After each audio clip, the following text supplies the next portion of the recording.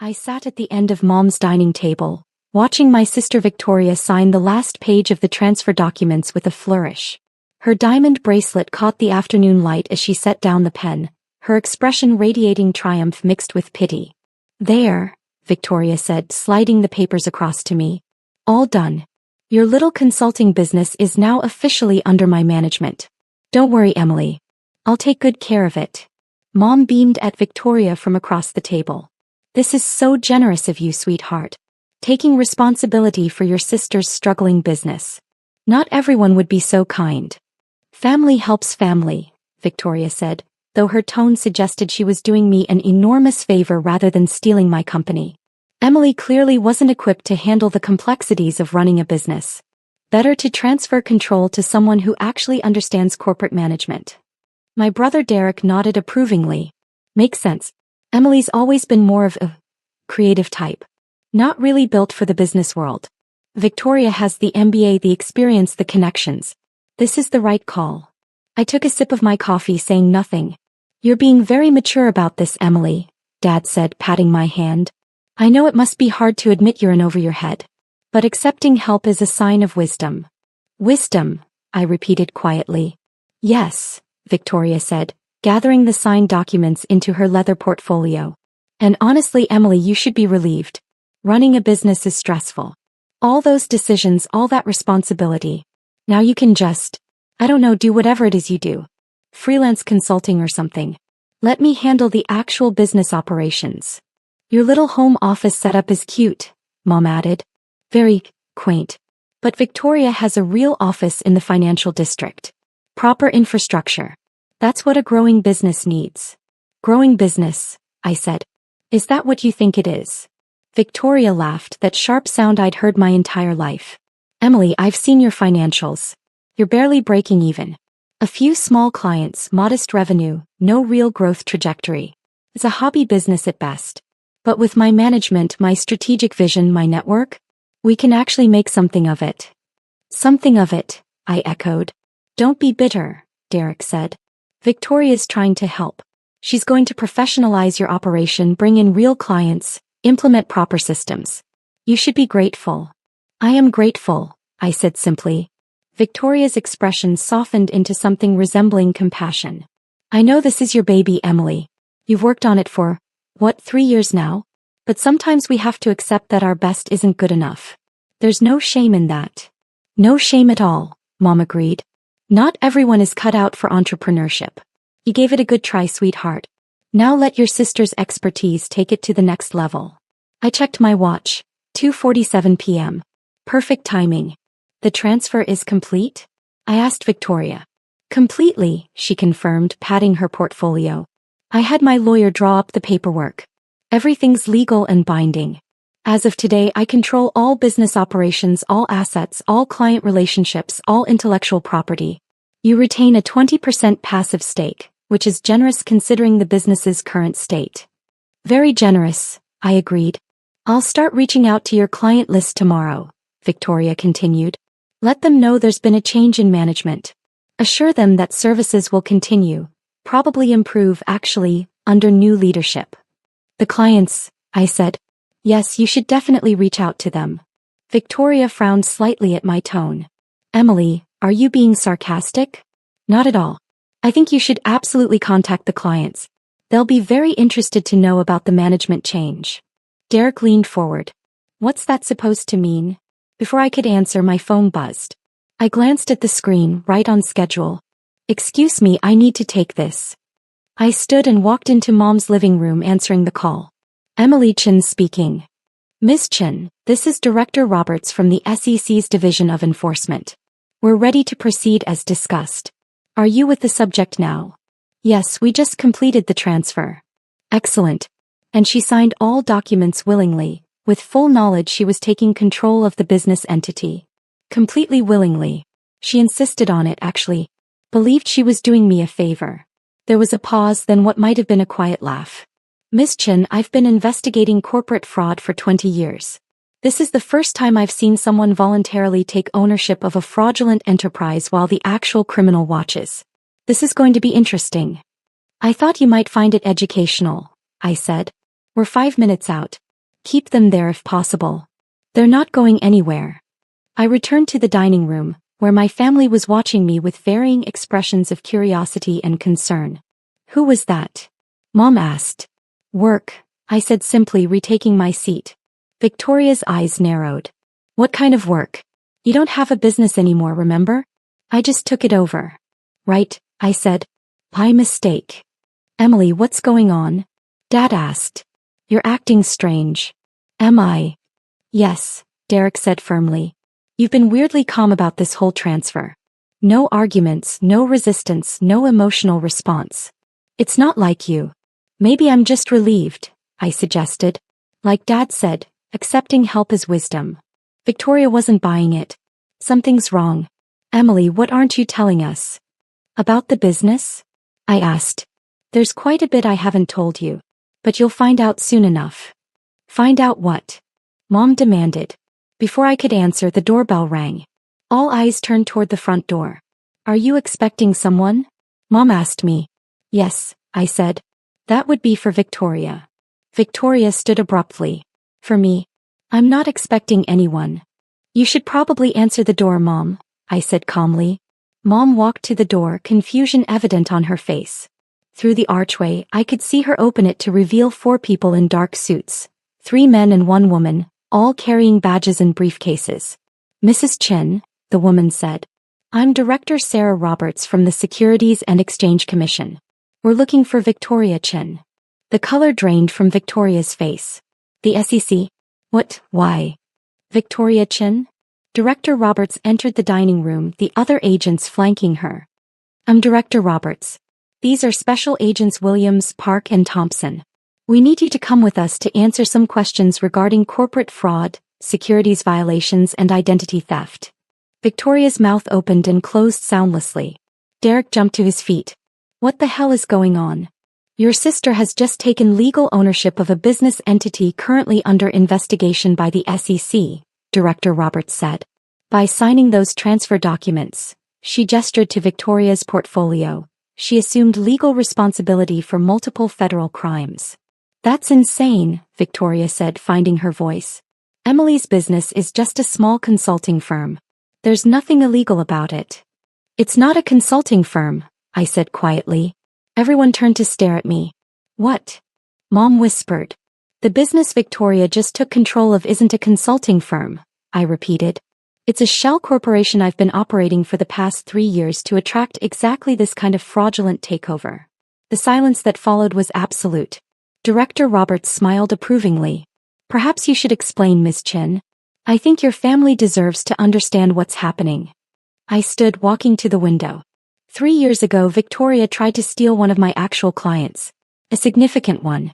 She went behind my back, contacted them directly, claimed she was my business partner with authority to renegotiate our contract, then attempted to redirect all payments to an account she controlled. I did no such thing, Victoria protested. You did, I said calmly. The client reported it to me immediately.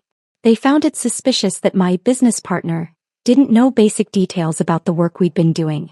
I confronted you and you denied everything. Said the client was lying, that I was paranoid, that I couldn't handle competition. Mom shook her head. Victoria wouldn't. She did, I interrupted. And I realized then that if she'd try it once, she'd try it again. So I created a trap. A fake business designed specifically to look vulnerable and profitable enough to steal, but actually worthless and legally toxic. Derek's face had gone pale. You set up a fake company? A shell corporation, Director Roberts clarified. Perfectly legal to create. But Ms. Chen populated it with fabricated financial records showing impressive revenue from non-existent clients. She created a business that looked successful but was actually built entirely on fraud. But I didn't commit the fraud, I said. I just created the fraudulent entity. The crime occurs when someone takes control of it and attempts to use those false records for financial gain. Which is exactly what Victoria was planning to do. Victoria was shaking her head repeatedly. No, this is entrapment. You tricked me. Entrapment requires law enforcement to induce you to commit a crime you wouldn't otherwise commit, Director Roberts said. Your sister is a private citizen who created a legal trap. You took the bait entirely of your own volition. No one forced you to steal her business. I didn't steal it, Victoria insisted. She gave it to me. She signed the transfer papers. After you spent 3 months convincing our family I was incompetent and needed to hand over control, I said. After you told Mom and Dad my business was failing and I couldn't handle it. After you drafted legal documents transferring ownership to yourself and pressured me to sign them. That's not a gift, Victoria. That's coercion. I have recordings, I added, pulling out my phone. Every conversation where you pushed me to transfer the business. Every family gathering where you undermined my confidence. Every phone call where you explained how my business would be better off under your management. Would you like to hear them? Victoria's expression shifted from denial to panic. You recorded us? I recorded myself in conversations with you, I corrected. Perfectly legal in this state. Single-party consent. Agent Williams stepped forward. Miss Chin, Victoria Chin, we need you to accompany us to the regional office. You'll be questioned regarding your intentions with the transferred business entity, your knowledge of its financial records, and your planned use of those records in seeking loans or investment capital. Loans. Dad said weakly. That was the plan, wasn't it, Victoria? I asked. Take control of my successful business. Use its impressive financial records to secure a business loan, probably a substantial one. Use my company's fabricated revenue as collateral. That's bank fraud on top of securities fraud. Victoria's silence was answer enough. Mom sank into a chair. Victoria, tell me Emily's lying. Tell me you weren't planning to do this. Victoria's mouth opened but no words came out. We need to go, Director Roberts said firmly. Miss Chin, you can contact a lawyer from our office. You have the right to remain silent, though this is currently investigatory questioning, not an arrest. However, given the evidence Ms. Chin has provided, I anticipate charges will be filed within 48 hours. Charges? Derek said. You're going to charge her? Corporate fraud, securities violations, identity theft, attempted bank fraud. Yes, charges are virtually certain, Director Roberts confirmed. The question is whether she cooperates, which would factor into sentencing recommendations. Victoria turned to me, her expression a mixture of betrayal and rage. You did this. You set me up. You ruined my life. No, I said calmly. I created an opportunity for you to commit fraud. You chose to take it. Those are very different things. I was trying to help you, Victoria hissed. You were trying to steal from me, I corrected. Again. The first time I let it go because you're my sister. This time I documented everything and waited for you to hang yourself with your own greed. Mom was crying now. Emily, how could you do this to your own sister? How could she try to steal from me? I countered. Twice. How could you all enable her by constantly telling me I was incompetent and needed Victoria's help? This didn't happen in a vacuum. You all participated in convincing me to hand over my business. We were trying to help, Dad said weakly. By assuming I was failing without ever asking to see actual financial records? By believing Victoria's assessment of my business without verification? By pressuring me to give up control based on nothing but her word? I shook my head. That's not help. That's bias. Agent Park had moved to Victoria's side. Miss Chin, we need to go. Now. Victoria grabbed her purse with trembling hands. This is wrong. I'm calling my lawyer. I'm fighting this. That's your right, Director Roberts said. But I should warn you, Ms. Chen's documentation is extensive. 3 years of recorded conversations, fabricated financial records you acknowledged reviewing, transfer documents you drafted showing clear intent to take ownership, and preliminary loan applications you filed using the false revenue figures. The case against you is quite strong. Loan applications? Mom whispered. Victoria, you already applied for loans? Victoria didn't answer. She was staring at me with an expression I'd never seen before, pure hatred mixed with disbelief. I trusted you, Victoria said. You're my sister. And you tried to steal from me, I replied. Twice. Trust works both ways. As the SEC agents escorted Victoria toward the door, the full reality of the situation seemed to finally hit my family. Derek sank into a chair, his face ashen. Dad stood motionless, staring at nothing. Mom continued crying quietly. Director Roberts paused at the door. Miss Chin, Emily Chin, we'll need you to come to the office tomorrow to provide formal testimony. 9 am work for you. I'll be there, I said. Excellent work, by the way. This operation was textbook. We'll likely use it as a case study in fraud investigation training. She looked at my family. You should all be proud of her. She identified a pattern of criminal behavior and created an elegant trap to document it. Not many people have the patience and strategic thinking to pull off something like this. After they left with Victoria, the house fell silent except for Mom's quiet sobbing. Finally, Derek spoke. You planned this for 3 years. 3 years of pretending to have a failing business, letting Victoria undermine you, letting us all believe you were incompetent. All to trap her. Yes, I confirmed. That's sociopathic, Derek said. That's justice, I corrected. Victoria committed fraud 3 years ago and no one believed me. He got away with it. So I created a situation where she'd commit fraud again, but this time with documentation so thorough that denial would be impossible. But she's your sister, Mom said through her tears. And I'm her sister, I replied.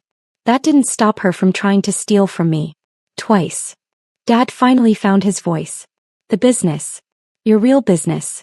What is it actually? Corporate fraud investigation consulting, I said. I work with companies to identify and document internal fraud. I'm very good at it. I've helped prosecute 17 cases in the past 3 years. This will be 18. You're a fraud investigator, Derek said slowly. And we all believed you were a failing consultant. You believed what Victoria told you, I corrected. She said I was failing and you accepted it without question. None of you ever asked to see my actual financials, meet my real clients or visit my actual office. You just assumed Victoria was right. Because she has an MBA, Mom said weakly. She works in finance. We thought she knew what she was talking about. She does know finance, I agreed. She knew exactly what she was doing when she tried to steal my first client. And she knew exactly what she was doing when she took over my fake business. The MBA didn't make her honest. It just made her a more sophisticated criminal. Derek stood abruptly. I need to leave. I can't. I need to process this.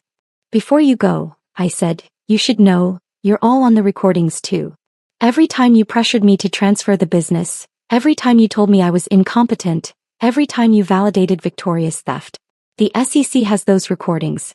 They won't charge you because you didn't benefit financially, but your participation is documented. Derek's face flushed red. You recorded all of us? I recorded conversations I was part of, I said. Legal as I mentioned. And necessary to prove the coercion element of Victoria's fraud. Coercion, Dad repeated. You're saying we helped her commit fraud? You created the environment that enabled it, I said. You spent months convincing me I was failing, that I needed Victoria's help, that transferring the business was the smart choice. That's exactly what Victoria needed. Family pressure to make the theft look consensual. Mom stood shakily. Get out. I looked at her. What? Get out of my house, Mom said, her voice stronger now. You did this. You trapped your own sister. You used your own family. You're not the daughter I raised. No, I agreed. I'm not. I'm the daughter who learned that family will believe your siblings' lies over your truth. I'm the daughter who learned that you have to document everything because no one will take your word. I'm the daughter who learned that sometimes, the only way to get justice is to create it yourself. That's not justice, Mom said. That's revenge. It's both, I said simply. Victoria committed a crime. I documented it. She'll face legal consequences. That's how justice works. You could have just cut her off, Dad said. Refused to work with her. Kept your distance. You didn't have to destroy her life. I tried that, I said. After the first theft attempt I pulled back. But Victoria didn't stop. She kept inserting herself into my professional life, kept undermining me, kept positioning herself to steal again. The only way to stop her was to let her steal something worthless and get caught doing it. Derek shook his head. You're sick. This whole thing is sick.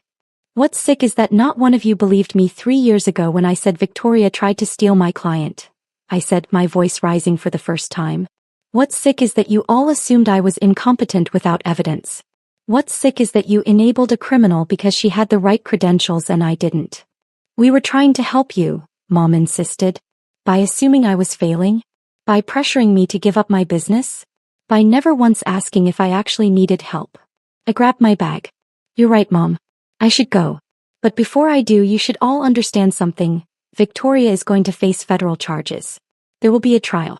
You'll all likely be called as witnesses to testify about the family pressure, the transfer documents, the conversations where Victoria claimed she was helping me. This isn't over. This is just beginning. I walked to the door, then turned back. For what it's worth, I loved Victoria. I loved all of you. But love doesn't trump honesty, and it doesn't excuse crime. She tried to steal from me. I stopped her. That's not revenge, that's self-defense. I left before anyone could respond. Outside, I sat in my car for a long moment, letting the adrenaline drain away. My phone buzzed, a text from Director Roberts. Suspect in custody. Questioning beginning now. You did excellent work, Ms. Chen. This case is airtight. I replied, thank you. See you tomorrow at 9. Another text came through, this one from a number I didn't recognize. Ms. Chen, this is Victoria's lawyer, Martin Goldstein. I need to speak with you about dropping charges. My client made a mistake but meant no harm. Surely we can resolve this within the family. I stared at the message for a moment, then typed back. Your client committed federal crimes. This isn't a family matter. It's a criminal matter. The SEC has full documentation. There's nothing to resolve. His response came quickly. She's your sister. Do you really want to destroy her life over a business dispute? It's not a business dispute, I wrote back. It's fraud. And yes, I really do want criminals to face consequences, even when they're related to me. Especially when they're related to me. I blocked the number and drove to my real office. Not a home setup, but a professional suite in a downtown building where I ran my actual consulting firm. The firm that helped companies identify fraud. The firm that had 17 successful prosecutions under its belt and was about to add an 18th. My assistant Jennifer looked up as I entered. How did it go? Perfectly, I said. She signed everything, the SEC made the pickup, and she's in custody now. Jennifer shook her head in amazement. 3 years. You played this out for 3 years. Had to be thorough, I said. Fraud cases require extensive documentation. Plus, I needed to be absolutely certain she'd try it again. 1 attempted theft could be a misunderstanding. 2 attempts with the second one fully documented? That's a pattern. Your family must be devastated. They're angry, I admitted. They think I trapped her, that I'm vengeful, that I should have handled it privately. Should you have? Jennifer asked. I considered the question. 3 years ago, Victoria tried to steal a $50,000 client from me. I confronted her privately. She denied it. My family didn't believe me. She got away with it completely. So no, handling it privately doesn't work when no one believes you and the criminal faces no consequences. Fair point, Jennifer conceded. Plus, I added, this case will actually help other victims. Director Roberts said they'll use it as a training example. Other fraud investigators will learn from what I did. Other victims might be inspired to document their cases properly. Victoria's crime becomes a lesson for others. My phone rang. Mom calling. I let it go to voicemail. A minute later, the voicemail notification appeared. I played it on speaker. Emily, it's Mom. Your father and I have been talking. We think you're right. About some things. We didn't believe you 3 years ago, and we should have. We pushed you to transfer the business without checking facts. We enabled Victoria's behavior. That's on us. But this is too much. She's going to prison, Emily. Your sister is going to prison because you set her up. Please call me. We need to fix this. I deleted the voicemail. Jennifer watched me carefully. Are you okay? I'm fine, I said. And surprisingly, I was. The guilt I'd expected to feel, the regret, the doubt, none of it materialized. Victoria had committed a crime. I documented it. Justice was being served. What happens now? Jennifer asked. Tomorrow I give formal testimony to the SEC. Then there'll be an arraignment, probably next week. Victoria will plead not guilty, obviously. Her lawyer will try to negotiate a deal. The SEC will likely offer something, reduced charges in exchange for cooperation and restitution. If she's smart, she'll take it. And if she's not smart? Then it goes to trial. The documentation gets presented in open court. The recordings of her undermining me, pressuring me, drafting the transfer documents. The loan applications she filed using fraudulent revenue figures. The pattern of behavior. She'll be convicted, and the sentence will be harsher than if she'd taken the deal. You've thought this through, Jennifer observed. I've had 3 years to think it through, I said. Every possible outcome, every potential complication, every legal angle. This isn't impulse, Jennifer. This is strategy. My phone rang again, Derek this time. I answered on speaker. What? I said. Emily, Mom's a mess. Dad's not much better. You need to come back and talk to us. About what? About fixing this. About making this right. Victoria made a mistake, but she doesn't deserve federal charges. She's family. Family who committed fraud, I said. Twice. The first time you have no proof. It's your word against hers. The first time, I have a written statement from the client describing Victoria's attempt to redirect payments. I didn't use it 3 years ago because I was trying to preserve family relationships. But I kept it. The SEC has it now. Derek was silent for a moment.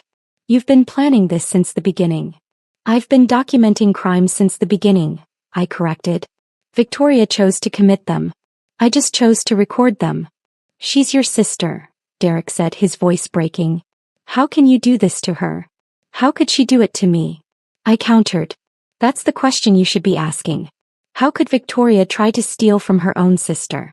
How could she spend 3 years undermining me, sabotaging me, positioning herself to commit fraud against me?